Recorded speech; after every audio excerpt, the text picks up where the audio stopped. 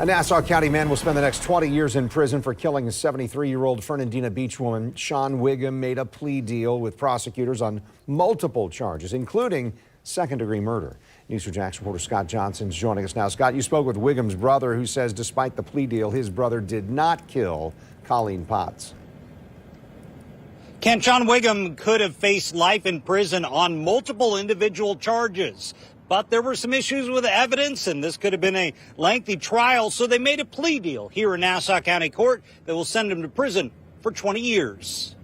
Sean Wiggum was charged following the December 2021 death of Colleen Potts. Wiggum's initial charges were these: first-degree murder, possession of a firearm by a convicted felon, armed burglary with assault and battery, and burglary to a dwelling while armed, meaning he was facing up to life in prison.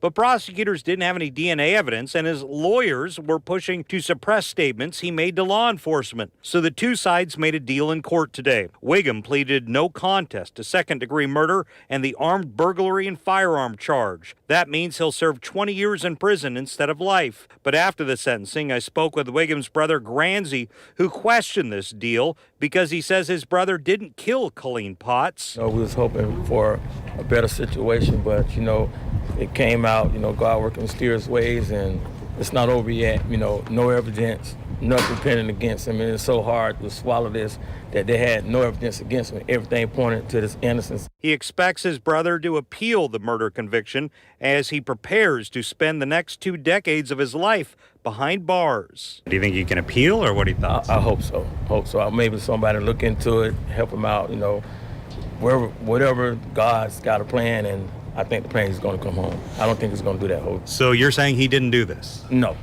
he didn't do this. The evidence points to somebody else. So he's already served 406 days of this sentence so far since his initial arrest. And they also checked with the victim's family in this case about this plea deal, and they agreed to it. We're live in Nassau County. Scott Johnson, Channel 4, the local station.